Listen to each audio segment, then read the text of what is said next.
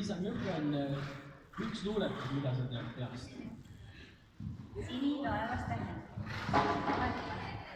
Sära silmad liiguta. Teele valgust liiguta. Ja siis edasi me...